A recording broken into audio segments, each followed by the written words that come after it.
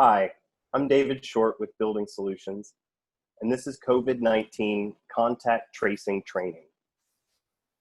This will go over the high points of the online course available through Coursera and which was developed in association with Johns Hopkins University.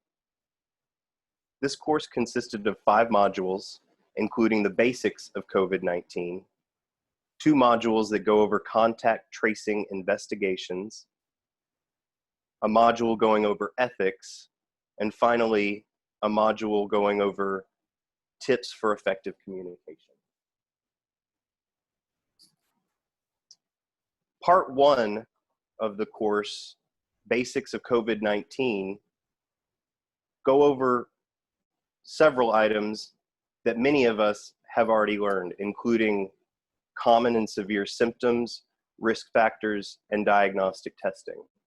For me, however, the biggest takeaway from the first module was the history of coronavirus, and in discussing it, they help you sort out the different names and nomenclature that we've heard over the last few months, including coronavirus, COVID-19, SARS-CoV-2, and for me personally, when I hear SARS-CoV-2, I think to myself, I'm not terribly familiar with SARS. So coronavirus or coronaviruses actually refer to a large group of viruses that infect mammals and birds. Since 2002, 3 known coronaviruses have mutated and jumped from their original target species to humans. This includes SARS in 2002, which stands for Severe Acute Respiratory Syndrome, MERS in 2012, Middle East Respiratory Syndrome, and what we are calling SARS-CoV-2 from 2019. SARS-CoV-2 is the name of the virus that causes the disease COVID-19. So, coronaviruses, large group of viruses. SARS-CoV-2, the specific virus that we're talking about now. COVID-19, the disease you get from SARS-CoV-2. As I mentioned, this module also goes over symptoms. Common symptoms include fever, fatigue, chills, muscle pain, cough, loss of taste and or smell, difficulty breathing, headache, sore throat. Severe symptoms, which may prompt going to the hospital, include blue lips or face,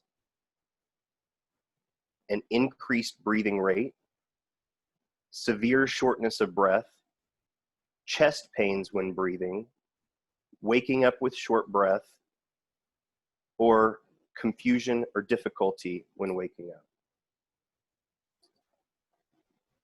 Risk factors for being more prone to developing serious disease include age of 65 and over, obesity, diabetes, high blood pressure, a history of lung, heart, liver, or kidney disease, or a weakened immune system.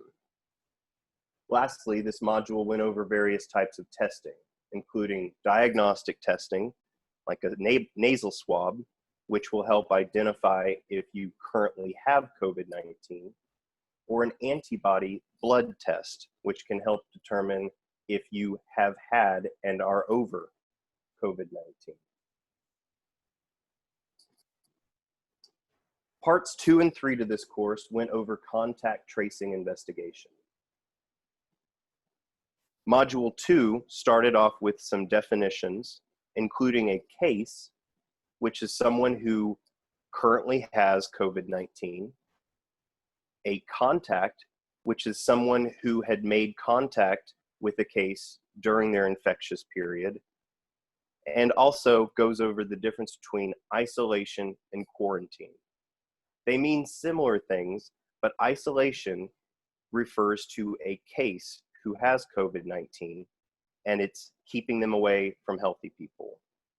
Quarantine is for contacts who may have COVID-19, and we're still keeping them away from everyone else just to make sure that they don't potentially infect someone. This module also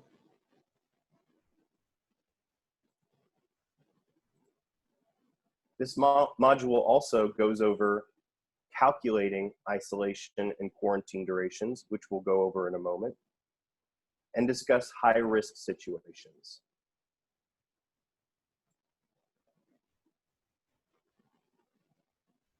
Including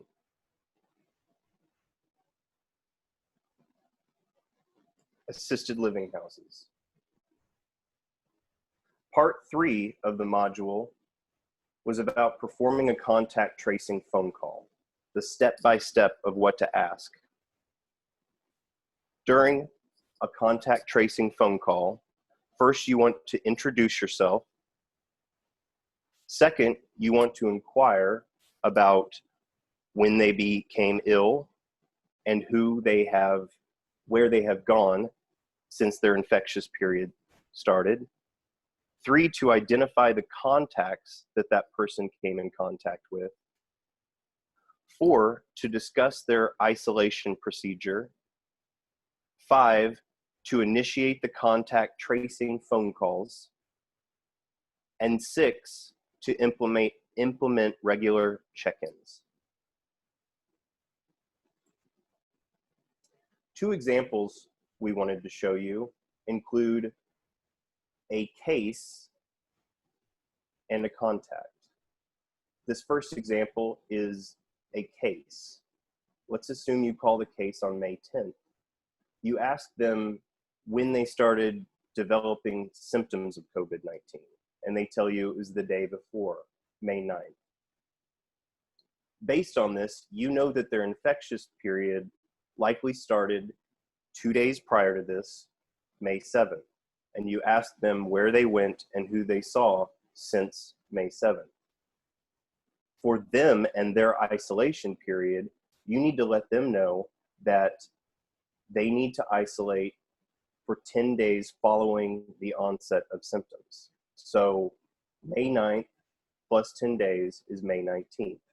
However, it should be noted that when checking in on this person on May 19th, if they still have a fever or they are still showing strong symptoms of the virus, they still may be infectious and they should still continue to isolate. The second example is for a contact. Let's say you call the contact on May 13th, and you understand that they last saw someone on May 10th that had the virus. You should tell this person to quarantine themselves for 14 days since they were exposed. So May 10th plus 14 days is May 24th.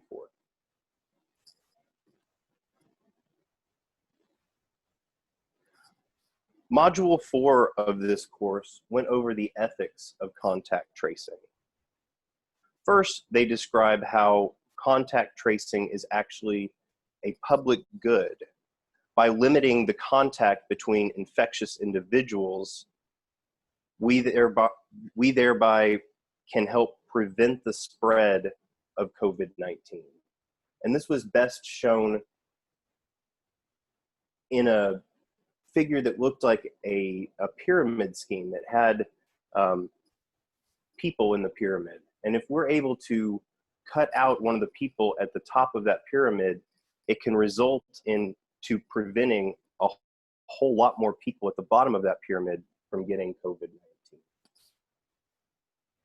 They also mentioned that contact tracing was a key factor in ending the Ebola outbreak in West Africa.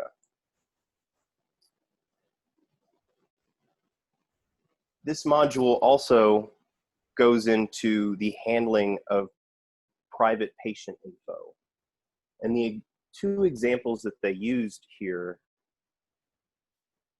were, let's say that you contact a man who has COVID-19, and as you go through the contact tracing steps, you find out that he lives at his house with his wife and children, but he has a girlfriend across town, and he also, while it is your job to all of the contacts and let them know own quarantine needs, it is not appropriate to expose to the wife about some girlfriend. Similarly, another example was brought up where contact tracing reveals an undocumented worker who has COVID-19. It is your job to make all of the contact tracing phone calls and get all of the information that you can, but it is absolutely not appropriate to report the undocumented worker to the authorities.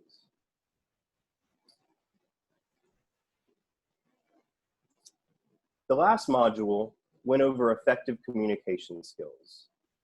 First, it's important to develop a rapport with cases and contacts.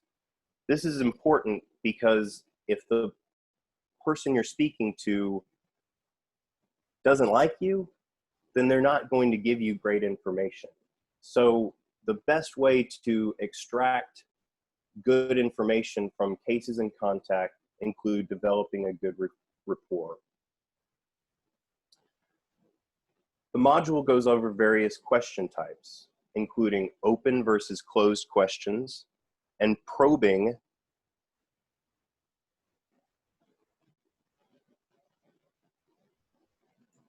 questions. Open questions include questions that can have any sort of answer. For example, what did you do in the 2 days prior to developing symptoms? Closed questions only have one or two answers. For example, did you see anybody in the last 2 days? That answer might just come with a no and be done. And if you were to ask a more probing type of question and an open question, you might be able to get better information. And lastly, the module discussed active listening.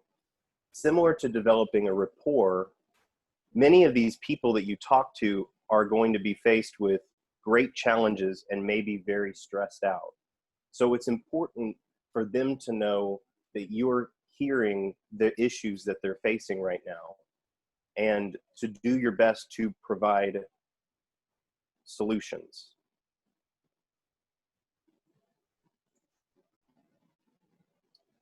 Takeaways from this course include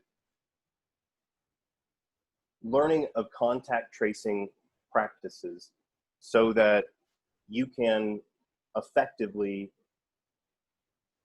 make the contact tracing phone calls. Similarly, after going through this course, you will know the ethics and the effective communication skills in order to get the information possible. And lastly, this course stresses other COVID-19 preventative measures. If you have any additional questions for us, please call us at 214-221-9145, or you can always email us at info@buildingsolutions.com. Thank you.